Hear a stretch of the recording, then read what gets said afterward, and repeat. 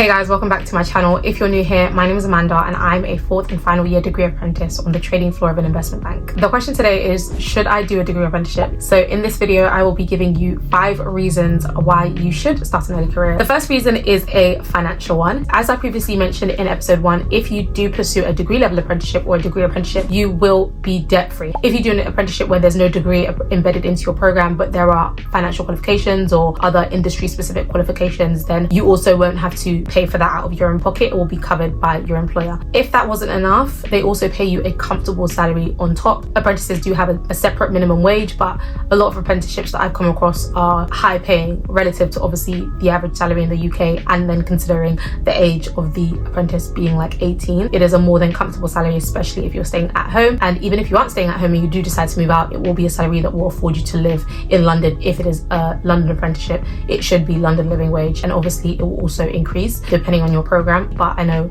a lot of them, they do increase year by year. The second reason is also financial. Not all of them are financial, but I just think finances are definitely a big point to consider. Again, this one is specific to degree apprenticeships. If you pursue a degree apprenticeship, you will also be a uni student. You would have access to student targeted offers such as accommodations, bank accounts, travel discounts, and even like uni days, which just offers a lot of different store discounts. So again, the financial benefit extends a bit further because you are technically a university student. In terms of like travel discounts, I know for London, because your apprenticeship is more work than it technically is study, you would be eligible for an apprenticeship oyster, I think, for a year or so. The third reason is security. As an apprentice, you are a fully permanent employee from day one. This is a contentious talking point just because some people, say that you're temporary, they still reevaluate you at the end. I don't think a lot of people understand that apprenticeships aren't training contracts. You've joined, you are working. You're not being interviewed at this point, you're not being assessed. It's not like an internship. You're literally working for years, so you're an employee from day one, usually permanent.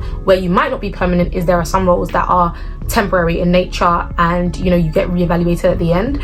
But definitely confirm that and discuss that with HR throughout the application process. Like, find out, hey, am I going to be permanent? Because there are certain benefits that come with that. So benefits like everything that a permanent employee at that company would get. So I know in my case, we have dental insurance, we have income protection insurance, we have gadget insurance, we have travel insurance, we have different benefits that permanent employees get access to. A car scheme, but if you were to be formally let go from your apprenticeship for whatever reason, something called severance pay, where you get a certain amount of your income continually after you've been let go. If you were to be let go as a temp employee, there's no protection for that. You don't get severance as a temporary employee. Every company will obviously have different benefits, but it's good to know what's on the table for those that are permanent and know if that would include you if you were to do their apprenticeship program. The best bet would be to definitely rank apprenticeships that make you a permanent employee higher than those that do not. Definitely consider that when you're weighing up different roles. The fourth reason is the fact that you would be in a more advantageous position. And I can't stress this enough, that this is an all-rounder benefit. Compared to your peers, you would be better off financially and professionally. You would be up for promotion sooner because you have been working at the company for a several number of years. You would have several years of work experience under your belt. You would have industry recognized qualifications, if not a degree as well. You would have no debts to your name, obviously, unless you take out like consumer debt and things like that. That's up to you.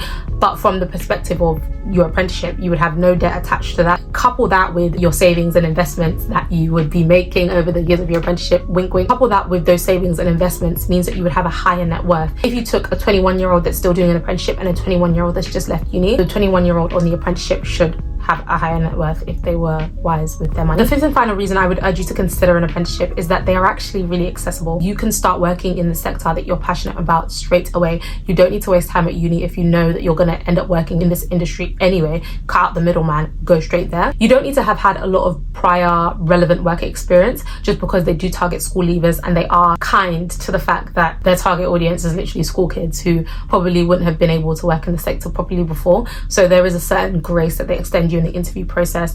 So long as they can see that you're passionate and interested about what you're applying to, I think they would be happy to offer you the role. And the cherry on top of that is that you can also start building your professional network earlier. You can maybe get assigned a mentor within the industry or mentors within the industry. Definitely don't sleep on apprenticeships. Definitely consider early careers, degree level or otherwise. Like, early careers, early career, and it gives you a leg up no matter how you look at it. That's everything for this video. Thank you guys so much for watching. If anything was unclear, if you have any questions off the back of anything I said, do feel free to comment. Related, unrelated, comment away. Don't forget to like, comment and subscribe to my channel, and I'll see you guys in the next episode.